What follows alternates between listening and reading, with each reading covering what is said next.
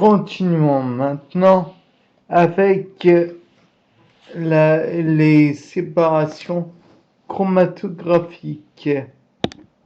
Tout d'abord,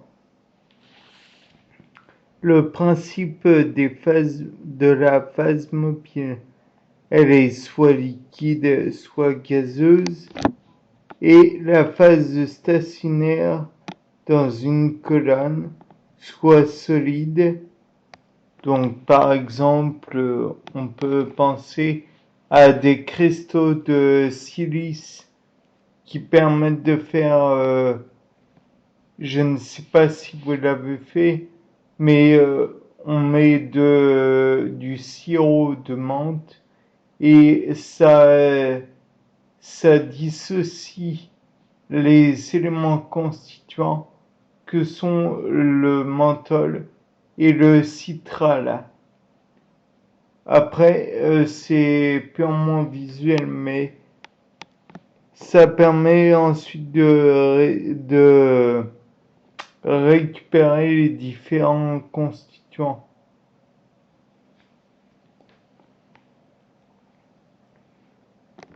Donc, une colonne solide, liquide, immobilisée. Par contre, pour les liquides, oui, parce que s'ils viennent avec le reste, c'est peu utile. Interaction entre un soluté et la phase stationnaire retarde la progression du soluté dans la colonne. Donc c'est parce que il y avait différentes densités que justement cette division entre le menthol et le citral se faisait et qu'il rencontrait d'ailleurs des retards. Ensuite, classification des techniques selon le type d'interaction. Donc tout d'abord en numéro 1, la chromatographie de partage. En numéro 2, chromatographie d'exclusion. En numéro 3, chromatographie d'absorption. En 4, chromatographie en phase inversée. En 5, chromatographie échangeur d'ions. En 6, chromatographie d'affinité. En 7, chromatographie gaz liquide. En 8, chromatographie gaz solide. Séparer les protéines par chromatographie car leur migration est différentielle à travers un système composé de deux phases, une phase fixe et une phase mobile. Donc voilà. On peut ainsi séparer les protéines en utilisant leur différence de taille. Donc oui, en plus de la filtration sur gel, de charge avec les échangeurs d'ions.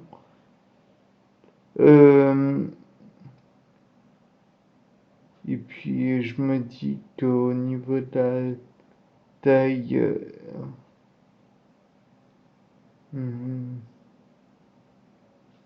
peut-être non, peu importe. Et d'absorption spécifique. Donc la chromatographie d'absorption directement. Les trois grands types de chromatographie utilisés pour purifier les protéines. Voilà. Ensuite,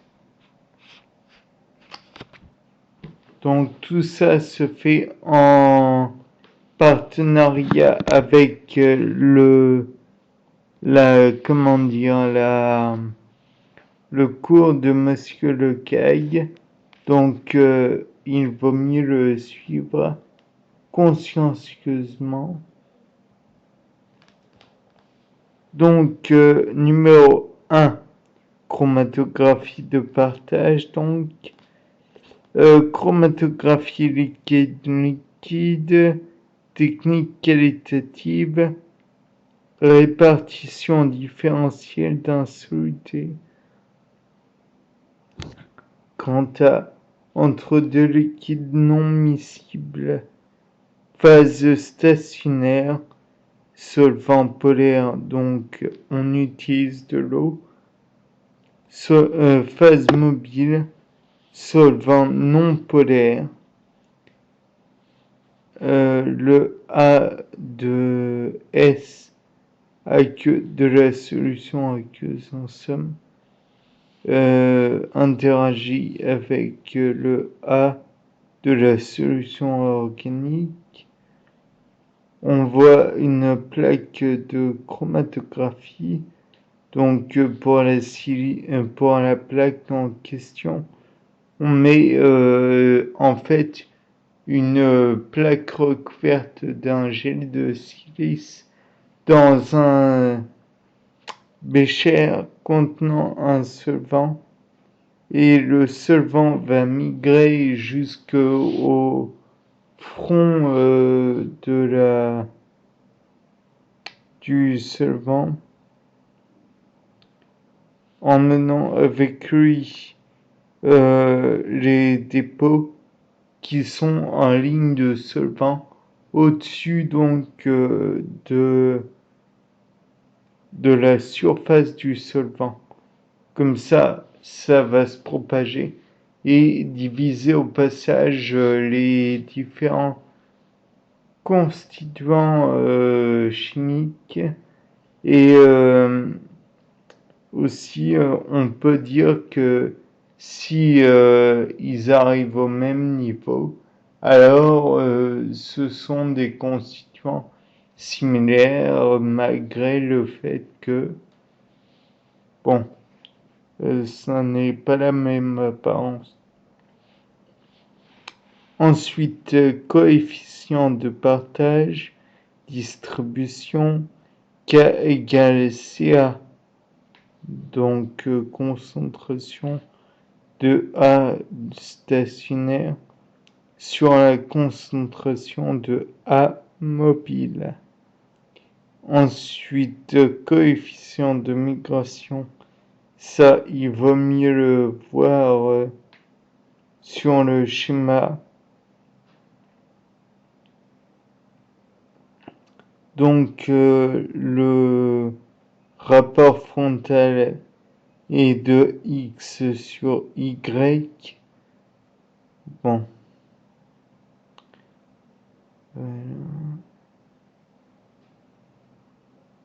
Distance parcourue par le soluté, par la distance parcourue par le solvant. Ensuite, nous passons à la chromatographie d'exclusion ou filtration sur gel, tamisage moléculaire. Pas d'interaction entre la matrice et les solutés, matrice poreuse, pores d'une certaine taille. Les solutés qui pénètrent dans les pores sont retardés dans la colonne. La masse moléculaire de plus petite taille incapable de pénétrer dans les pores correspond à la limite d'exclusion. Là aussi, ce serait pas mal de mettre les schémas en ligne parce que c'est très visuel. Enfin, théorie de la chromatographie d'exclusion. On considère une colonne de volume total, V total donc, remplie d'un gel solvaté. V total égale V0 plus VI plus VG. sachant que V0 égale Vm égale volume d'eau externe au granule. Ensuite, VI, on a volume d'eau interne au granule. Et enfin, Vg pour volume du gel. Un soluté est distribué dans l'eau interne et l'eau externe selon un coefficient de distribution de partage, donc K-AV, lettre K et AV. Donc K-AV, c'est égal à, entre parenthèses, VE moins V0 divisé par V indice T moins V0. V0 est typiquement moins 35%, environ 35% du VI. Non, du VT.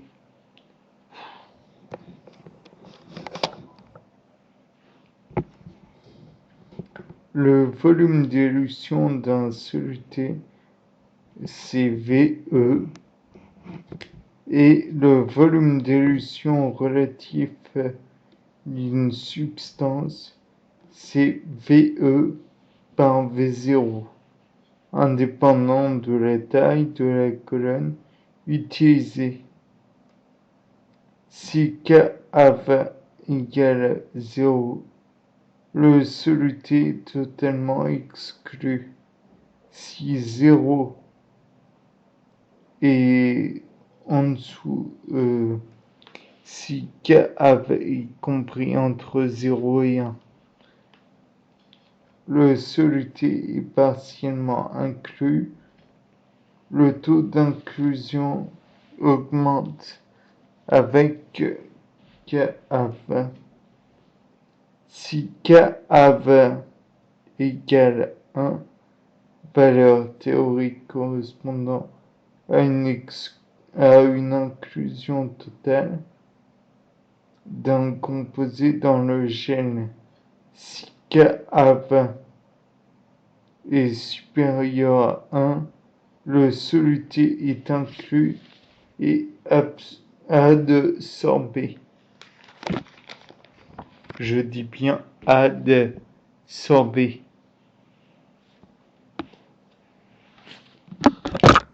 Bien, maintenant. Donc, si l'on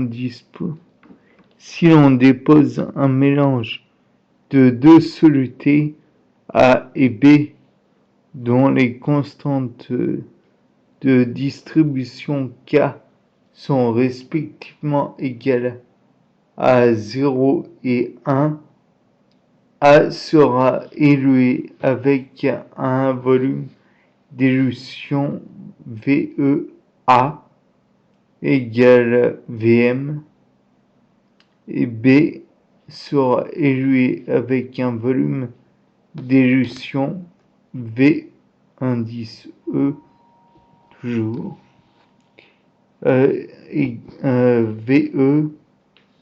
fois B égale Vm plus Vi. L'expression générale qui relie le volume d'élution d'un soluté à son coefficient de distribution est VE égale Vm plus KVI.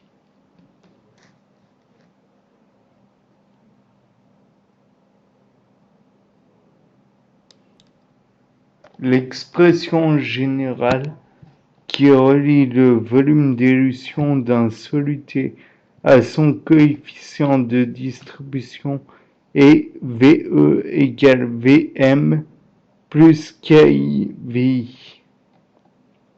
La filtration sur gel peut être utilisé pour estimer la masse moléculaire. Donc nous avons un graphique avec en ordonnée le logarithme de la masse moléculaire et en abscisse le volume d'élution. Et sont mis le point de volume mort et le point de volume étoile. Bon. Les molécules dont la masse moléculaire est inférieure à la limite d'exclusion silueront du gel dans l'ordre inverse de leur masse moléculaire, les plus larges d'abord.